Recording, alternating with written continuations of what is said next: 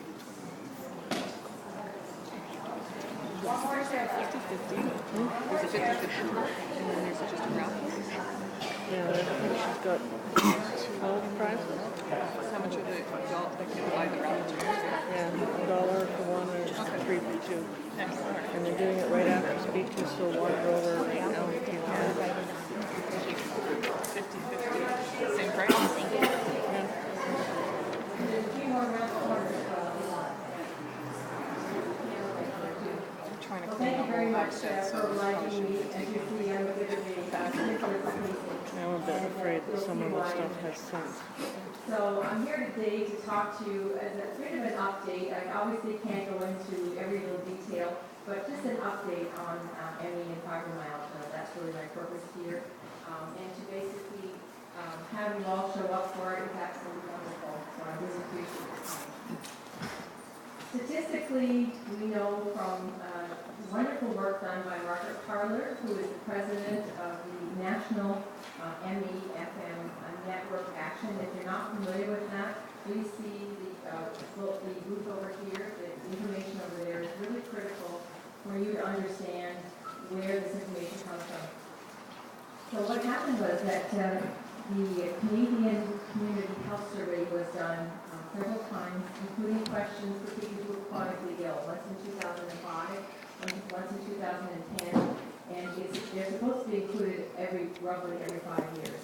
So what they did was it's a phone survey, and they surveyed about 60,000 people by phone, asking them, did they have a chronic illness? And if the answer was yes, then what kind of chronic illness did they have? So basically, in Canada, there were 1,800,000 people with diabetes, fibromyalgia, 439,000, myalgic encephalomyelitis, 411,000. So these illnesses are very common. Multiple chemical sensitivities or environmental sensitivities, they were not asked.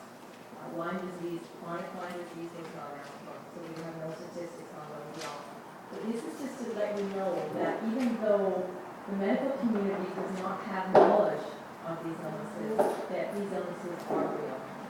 Statistically, you are out there, and the fact that so many people are here show there's such a great need to get the information out there. And you can have that information if you go online at the National ME-FM network. In Ontario alone, the statistics are fibromyalgia, 196,000 people, ME, 181,000 people. So in Ontario alone, for your information, we have one environmental health clinic. It's serviced by 4 clinicians. You are basically have one assessment that is a lengthy, usually morning and afternoon, and 2 follow-up visits. That is basically the current availability of doctors who have knowledge specifically of these illnesses in Ontario. And it is one of the lucky provinces because most don't have any. In Canada, there are roughly about a dozen doctors who have a special interest in this area. So we have a huge need to get this information out into the medical community. And this is why youth patients are not being understood, because they are not being taught. So getting back to the Canadian Community Health Survey, they also asked basically pertinent questions. And one of the things they asked was, do you have unmet health care needs?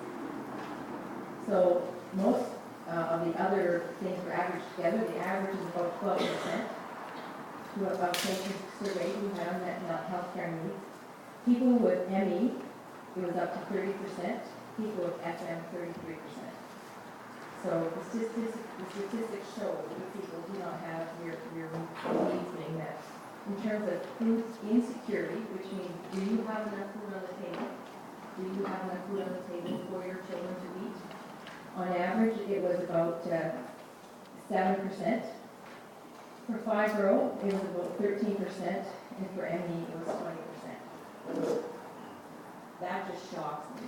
Even every time I say it, it still shocks me to think that 20% of people with ME really cannot prepare a meal for themselves, usually because they're too exhausted or they don't have food in the house. So this is something that's critical that we need to change. So how do you diagnose ME? Well, there are a number of different criteria out there. The one that I'm currently using and that I will continue to use is what is commonly known as the Canadian Consensus Criteria. There were 11 of us that got together from around the world and we wrote this definition. It's a clinical definition to help us clinicians to diagnose ME.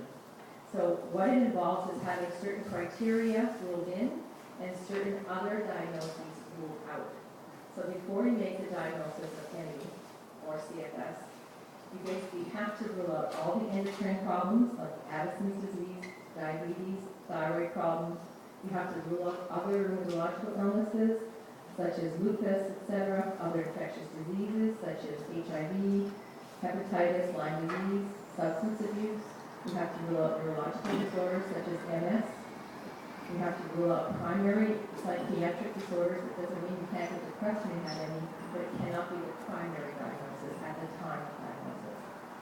You have to rule out other things like anemia, severe obesity, iron overload, cancers of any form, and any other treatable forms of sleep disorders. So once all those have been ruled out, then the diagnosis can be made to meet these criteria. The first one is that of having debilitating fatigue, having post-exertional fatigue. What this means is that you cannot carry on with your normal activities, you cannot usually carry on working, you cannot have a social life. It has to be reduced by at least 50%. You often have pain, new pain since your illness. It could be throughout your body, or it could be new onset of headaches. You often have cognitive difficulties, which means difficulty thinking, remembering, slow processing. You have a sleep dysfunction, you go to bed exhausted, you wake up exhausted. That's called unrefreshed sleep. And you have immune and neurological and autonomic dysfunctions. And these symptoms can include things like low blood pressure, irritable bowel syndrome, increased risk of or increased chances of having allergies and these kinds of things. So you have a host of other symptoms included in that. There is no currently laboratory test for ME, and this is one of the major problems because one of the ways that we practice medicine now is to have somebody hold their arm and get a vital blood and see what they have. So unfortunately, we have not evolved to that point in time yet.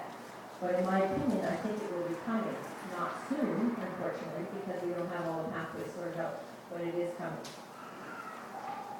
So in terms of fibromyalgia, And the other thing is that not normally, but the usual story that I hear commonly from people with ME is that I had a great life, I was a school teacher, I went to yoga 3 times a week, I took my kids to soccer practice, I had a great life. We all went to, it's at Christmas time, we all went to a Christmas party, they can tell me the date, November 20th. And everybody got the flu, and everybody else got better. I'm still the same. I still feel flu all the time. What happened to me? So often the story with ME is that after an infection of some sort, it might be a virus, it might be another kind of parasitic infection. They've had studies that were done in Norway. There was a whole community that unfortunately were infected with Giardia, which we know is fever. As a result of there was a problem with their filtration system. A lot of people got it, and 10% of the people who have the Giardia developed ME. So it's not necessarily one virus, one particular thing, but something gets in the system that's new and strange to it, and people never recover. Fibromyalgia has very similar symptoms to ME, but the symptoms are often more involved initially with the pain. So there is widespread pain above and below the waist, right and the left-hand side of the body. I know it sounds kind of silly, but you can have regional pain syndrome. So it might only be your left shoulder and your left leg, or it can be different specific things. So it has to be all over your body. But in addition, the symptoms really overlap with ME, including severe fatigue, sleep problems, neurological problems, the autonomic symptoms as well. But in addition, morning stiffness, which is not as common with ME. You can have it, but it's not as common. How it's diagnosed usually is there are a number of developing criteria, and this is the same thing with ME. These things will be developing over time because we don't have a specific thing we can look at. So initially we started off with the tender points. If you push someone on specific tender points throughout their body, they had to have 11 out of 18. That was great for a while, and things were clicking along, and then we realized the men were being left out. And the problem is, I think this is just best as interpretation, is that you cannot press hard. We're talking about 4 kilos of pressure. You cannot press hard enough on most men with your thumb or with a little sphygmomanometer kind of thing to get a pain response in most men. So a lot of the men with fibromyalgia were missed. So they went back and looked at the situation again, and they came up with another set of criteria that are called the widespread pain index and also the symptom severity score. So if you give the patient a combination of these questions and you have a certain score, then you basically are qualified to have fibromyalgia. And this picks up more of the men who have fibromyalgia. This has been refined a little bit more, and it's now called the Bennett criteria. And you'll have to expect that over time, the criteria will change. And as you know, recently there was another criteria that was brought up, and it's called SEED, which I still don't have in my head, so I can look it up. So it stands for, it's SEID, and it stands for the Systemic Exertion Intolerance Disease. So this was basically brought about as a huge study that was done by an independent body in the States trying to figure out did the criteria fit this patient population of ME or not. And basically, the criteria that they came up with was, again, severe fatigue, which they described as an impairment in ability to maintain pre-illness levels of occupation or personal activities that lasted for more than 6 months and were not improved with rest. That was the first criteria. The second was post-exertional malaise, which is that flu-like feeling after you push yourself too hard. And the third one was unrefreshing sleep. They also included one of the